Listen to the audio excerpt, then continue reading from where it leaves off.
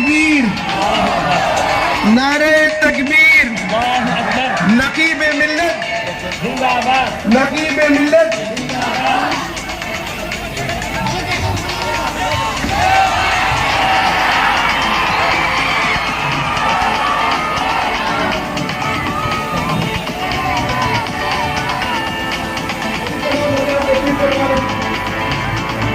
अभी अब अगर तस्वीर देखें, अभी तमहीदी कलिमात के लिए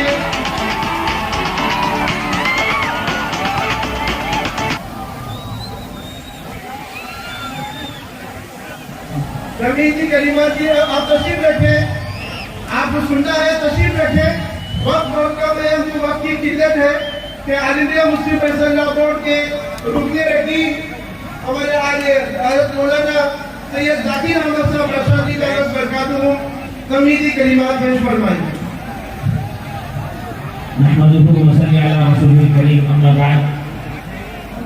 नकीब मिल्लत बैरिस्टर असदुद्दीन अवैसी साहब, रुकने पार्लिमान हैदराबाद के हम बेहद मशहूर हैं कि मुसलसल आलमी सफ़र में थके मांदे रहने के बावजूद हमारी हकीकी दावत पर हमारे आज के इस जलसे में स्टेज पर रौनक अफरोज हैं। अल्लाह ताला आपकी सेहत और सलामती में खैर बरकत अता फरमाए और इसके बाद आई से सारी उम्मत मुस्लिमा को फ़ायदा व नफ़ा पहुँचाए। हाज़रीन इकराम, मैं आपके सामने आज के इस जलसे का मकसद बताने के लिए ठहरा हूँ कि आज का ये जलसा आम वक्त बचाओ दस्तूर बचाओ तहरीक जो all India Muslim Personal board मुल्क भर में शुरू की है, उसकी एक मिसाल है, उसका एक छोटा सा नमूना है। ये बिल वक्फ बिल जो 2024 में लाया गया, पार्लियामेंट में रखा गया, अचानक लाकर रख दिया गया। पार्लियामेंट में जब कभी भी कोई औज़ु बिल्लाहि मिनश शैतानिर रजीम, बिस्मिल्लाहिर रहमानिर रहीम।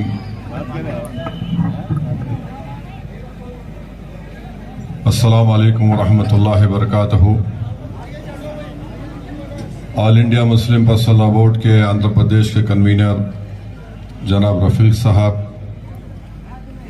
ज़िला कन्वीनर मौलाना जाकिर साहब,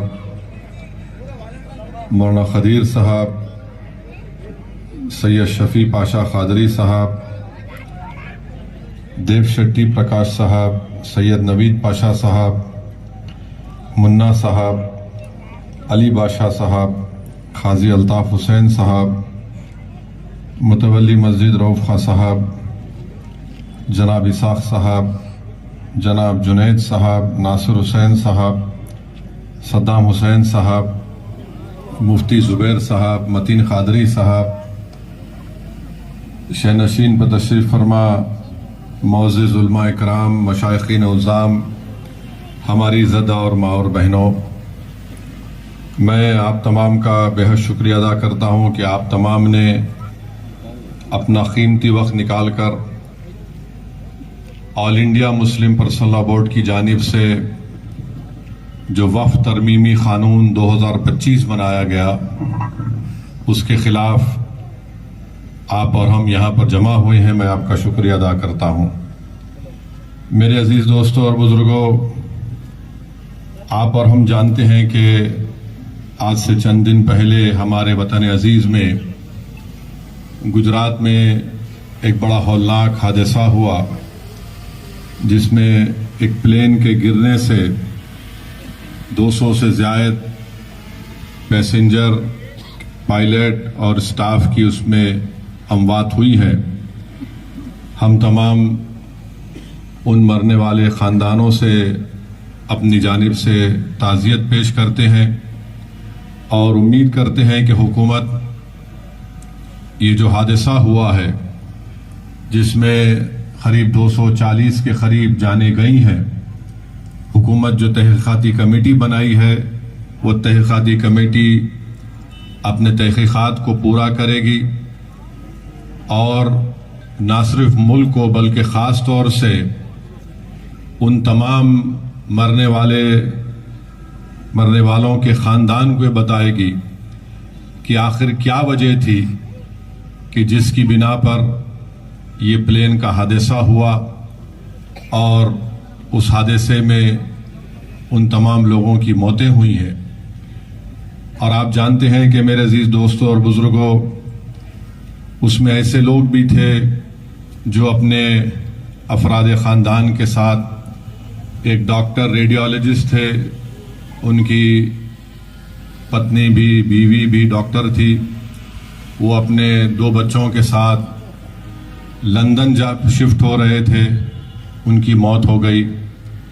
एक ऐसे लोग भी थे जो ईद मनाने के लिए गुजरात को आए थे और उनके भाई ने मीडिया से कहा कि 15 साल के बाद हम 3 भाई या 2 बहन जितने भी लोग थे जमा हुए। उसमें उस शख्स की, उनकी बीवी की, उनके 3 बच्चों की मौत हो गई। उसमें ऐसे एक हमारी बहन की मौत हो गई जो कनाडा से आई थी। उसमें एक ऐसे शख्स की भी, ऐसे भी खानदान के लोगों की मौत हो गई जो उनके खानदान में किसी का इंतकाल हो गया था, तो मरने वाले की ख्वाहिश ये थी कि उनकी अस्थियों को हिंदुस्तान में बहा दिया जाए। उनकी भी मौत हो गई। बहरहाल एक बहुत भयानक और तकलीफ दे, दर्दनाक हादसा हुआ है। हम उम्मीद करते हैं कि हुकूमत जो तहकीकाती कमेटी बनाई है उसके ज़रिए से सच्चाई को सामने लाया जाएगा। और साथ ही साथ मेरे अजीज दोस्तों और बुजुर्गों, जहां पर इन तमाम लोगों ने अपने अपने रिश्तेदारों को, अपनी माँ को, अपने भाई को, अपनी औलादों को खोया है, वहीं पर भी हमको ये बात को सोचना पड़ेगा। मैं आप तमाम मुसलमान भाई बहनों से कहना चाहूंगा कि 32 सेकंड में यह हादसा हो गया। तो मेरे अजीज दोस्तों और बुजुर्गों, याद रखो, जिंदगी की सबसे बड़ी हकीकत यह है कि मौत है। मौत सबको आने वाली है। ये जिंदगी की सबसे बड़ी हकीकत है। कोई जिंदा नहीं रहने वाला है यहां पर। जो इस दुनिया में आया वो जाएगा यहां से जरूर। कोई यहां पर 1000 साल या 200 साल, 150 साल जिंदा रहने वाला नहीं है।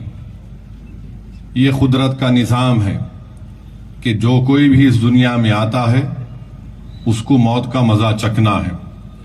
और अल्लाह सुब्हानहू व तआला कुरान में इरशाद फरमा दिए कि कुल्लु नफ्सु ज़ाइक़तुल मौत, कि हर नफ्स को मौत का मजा चखना है। अल्लाह सूरह बकरा में फरमा दिए कि मौत का एक दिन मुकर्रर है हर एक के लिए। तो मेरे अजीज दोस्तों और बुजुर्गों, जो ये समझ रहे हैं कि हम हमेशा जिंदा रहेंगे और हम एक रमजान खो दिए तो अरे नहीं, अभी तो मेरा एक ही रमजान है, आइंदा साल रमजान मिलेगा, मैं मुकम्मल कर लूंगा। अगर कोई ये समझ रहा है कि अरे रमजान में मेरे को शब कदर को नहीं तलाश किया, मैं आइंदा साल तलाश कर लूंगा। अगर कोई ये समझ रहा है कि अरे भाई ईद की नमाज नहीं पढ़ा, आइंदा साल ईद की नमाज पढ़ लूंगा। कोई अगर ये समझ कर गुनाह किया कि नहीं, मैं दौलत तो अल्लाह दिया, मैं कुर्बानी नहीं दे सका, आइंदा साल दे दूंगा। कोई अगर ये समझ रहा है कि नहीं, मुझको अल्लाह ने दौलत दी, मैं ज़कात पूरी नहीं निकाला, आइंदा साल निकाल लूंगा। मेरे भाई, अल्लाह के रसूल सल्लल्लाहु अलैहि वसल्लम ने हम तमाम को फरमाया कि दुनिया एक ख्वाब है और जब इंसान बेदार होता तो खबर में चले जाता। कुरान में अल्लाह ये फरमा दिए कि दुनिया एक खूबसूरत झूठ है। तो याद रखिए, अगर कोई नौजवान, कोई ज़ईफ, कोई बुजुर्ग या बशमूल मेरे, अगर हम इस खुशफहमी रह रहे कि नहीं नहीं कल करेंगे, परसों करेंगे, याद रखो अगर आज हम घर को जाके रात में सोते हैं ना, तो हमको यह बताया गया कि तुम अगर रात में जाके सो गए तो समझो तुम चले गए, तुम सुबह भी तुमको नसीब नहीं हो सकती। ये अल्लाह फैसला करने वाला है। अगर कोई दिन को जिंदा रहा तो कोई गारंटी नहीं कि शाम तक जिंदा रहेगा। तो इसीलिए नेकियां करने में उलमाए कराम ने अपने बसरत अफरोज खिताबात में बताया कि जल्दी करो, नेकियां करने के लिए जल्दी करो। और याद रखो, जब आप और हम इस दुनिया से चले जाएंगे तो हमारी किताब बंद।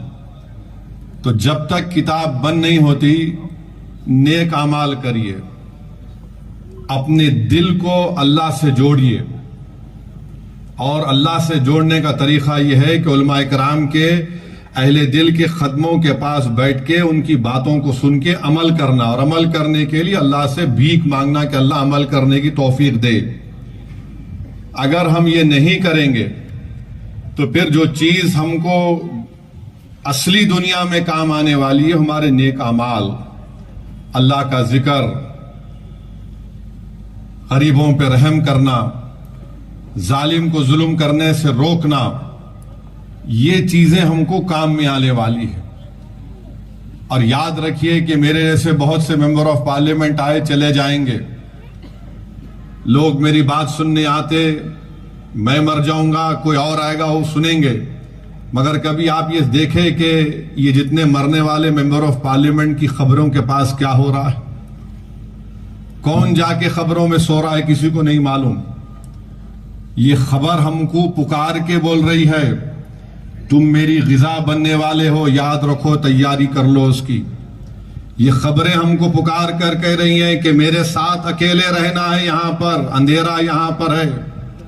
खबरें हमको पुकार कर कह रही हैं, तैयारी कर लो, जब तुम मेरे पास आओगे तो कीड़े तुम्हारे जिस्म को खा लेंगे। खबरें पुकार कर कह रही हैं कि जो कीड़े तुम्हारी जिस्म को खाएंगे, वही दूसरे कीड़े आकर उन कीड़ों को खा लेंगे। तो मेरे भाई, अल्लाह कुरान में फरमा दिया कि हर नफ्स को मौत का मजा चखना है। और मैं नौजवानों से, जो हमारा मुस्तकबिल है, मिल्लत इस्लामिया का मुस्तकबिल आप हैं, और नौजवानों में तुमसे दरमंदाना अपील कर रहा हूं कि तुम अपने अल्लाह से रिश्ते को मजबूत करो, अपने दिल को अल्लाह के करीब करो, नेक अमाल करो। अगर तुम, यहां पर हम इसलिए जमा हुए हैं क्योंकि नरेंद्र मोदी की हुकूमत ने चंद्राबाबू नायडू की तायीद से, चिराग पासवान की तायीद से, नीतीश कुमार की तायीद से, कुमारास्वामी के एमपीज की तायीद से और अजीत पवार की एमपी की तायीद से एक ऐसा काला कानून बनाया जो हमारे मुल्क के आईन के चैप्टर 3 के खिलाफ है। वो हमको हमारे मजहब पर चलने से रोकता है। आर्टिकल 14 का मसावात की मुखालिफत करता है। आर्टिकल 15 डिस्क्रिमिनेशन का जो आर्टिकल है, उसकी खिलाफ वर्जी करता है। मजहबी आजादी आर्टिकल 25 है।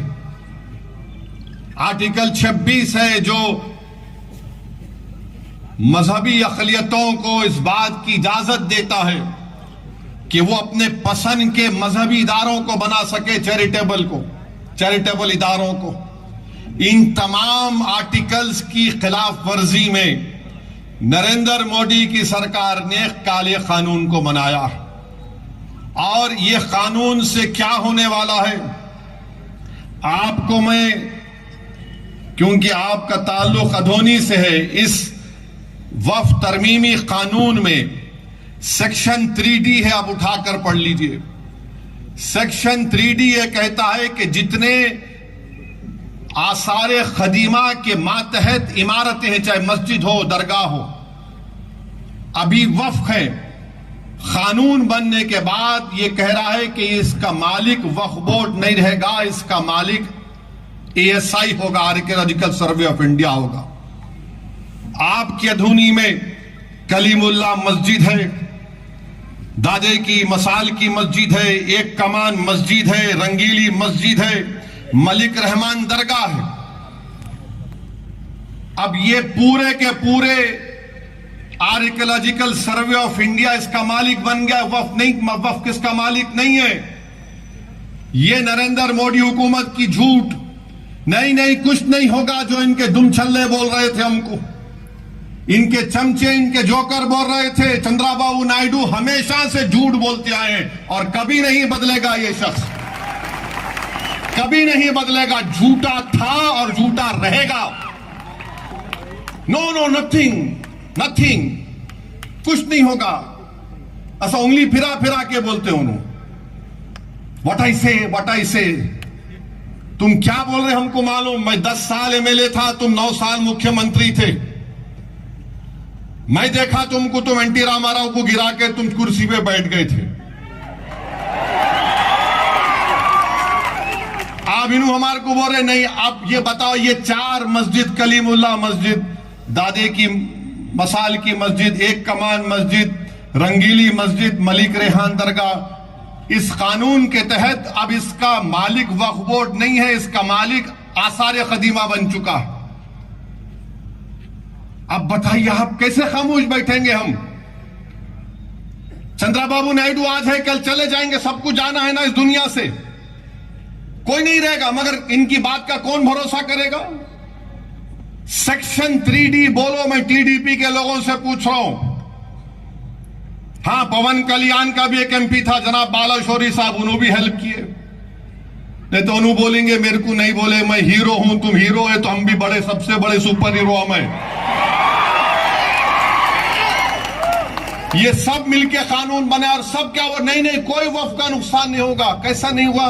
ये 5 चीजें चले गई हमारे हाथ से। आज की तारीख में सुप्रीम कोर्ट का भी फैसला क्या आएगा नहीं मालूम हमको, मगर एएसआई सेक्शन 3D में इसका मालिक बन गया। और कल अगर एएसआई बोला कि कलीमुल्ला की मस्जिद में नमाज 2 टाइम की होंगी, दादी की मसाल की मस्जिद में खाली जुम्मे की नमाज हो सकती, कुछ नहीं कर सकते आप, क्योंकि एएसआई उसका मालिक बन चुका है। यह कानून बनाया गया है। दिल्ली में 180 जायदादें वक्फ की। सच्चर कमेटी ने कहा कि आर्कियोलॉजिकल सर्वे ऑफ इंडिया इस पर नाजायज काबिज है, इसको वापस करना चाहिए। वो 180 चले गए। ये एक पॉइंट है। दूसरा पॉइंट क्या है, ये मैं आपके सामने लाया हूं। ये 18 पेजेस का फॉर्म है पोर्टल के ऊपर। कितने? 18 पेजेस, 18 पेजेस। आप देख लो, लॉगिन पेज से लेके इसमें एक एक ऐसा सवाल आपसे पूछा जा रहा है। मकसद एक ही है कि आप अपनी प्रॉपर्टी को पोर्टल पर रजिस्टर ना कराएं। नवंबर तक नहीं कराए तो कोई भी वक्फ की प्रॉपर्टी नहीं रहेगी। मिसाल के तौर पर यह आलीशान मस्जिद है, अभी हजरत बता रहे थे 300 साल पुरानी, 400 साल पुरानी है। इसमें पूछा गया कि इसको कब बनाया गया था, एग्जैक्ट डेट बताओ आप। मेरे पास तो इल्मे जफर नहीं है, शायद लौबाली साहब किबला के पहुंचे हुए बुजुर्ग होंगे, साहिब मजार के पास जाके पूछे तो उन्होंने बोल सकते होंगे, मेरे को तो नहीं मालूम। अब 400 साल पहले एग्जैक्ट डेट नहीं, टेंटेटिव डेट बताओ, कहां से बोलेंगे रे प्यारे। 400 साल पुराना कहां से टाइम लाएंगे, ऐसा तो जा तो नहीं सकते ना। 400 साल पुराना चाहे लाओ, कुछ तो कैसा लिखेंगे रे भाई। 400 साल पुराना है। खादरिया सिलसिले के हजरत फरमा रहे थे, 4 बुजुर्ग आकर अपने मुबारक हाथों से इस मस्जिद का संगे बुनियाद रखे। तुम खामखा उनसे छेड़खानी कर लिए चंद्रडू, तुमको नुकसान होगा। देखो अब तो पहुंचे हुए लोग हैं, 400 साल के बाद भी लोग उनका नाम ले रहे। ये हुकूमत करने वाले तुम्हारे दुनिया से जाने के 20 साल के बाद भी तुमको कोई याद न रखेगा इंशाअल्लाह ताला। आप बताओ, ये देखिए, ये 19 पेजेस है, झूठ नहीं बोल रहा हूं मैं। जाके देखो आप, सेंट्रल इनका जो क्या है, ये मिनिस्ट्री ऑफ माइनॉरिटी अफेयर्स, उम्मीद, देखो आप 18 पेजेस। वक्फ बाय यूजर, क्या क्या इसमें क्या पूछ रहे, देखो आप। अच्छा, इसमें हंसी आएंगी आपको, हंसना नहीं। अब इसमें क्या पूछ रहे उन्होंने, मैं पढ़ रहा था हैदराबाद से आते आते गाड़ी में, हमारे वकील साहब बोल रहे वाटर का बिल है रेंटल एग्रीमेंट है, टेलीफोन बिल है, वोटर आईडी है, गैस का कनेक्शन लिखो, बैंक का अकाउंट लिखो, कास्ट सर्टिफिकेट लिखो, पेंशन डॉक्यूमेंट लिखो, रजिस्टर्ड सेल लिखो, एलआईसी पॉलिसी बॉन्ड लिखो, PAN number, bank passbook, driving licence, birth certificate, pension document, electoral voter ID card, service identity card, smart card, ministry of labour का, health insurance का। अबे क्या बच्चे की या ईसन नवेसी पूछ रहा, क्या तू भी कर रहा है? कोई शादी करे तो पूछते बच्चा कितना काबिल है, पढ़ा लिखा है, कितना है, क्या है, अम्मा का नाम क्या है, बाप का नाम क्या है, मामू की तरफ, ददियाल की तरफ क्या रिश्ता, इन्हें उससे ज्यादा पूछ रहे। ये कोई तरीका है? बोलो आप।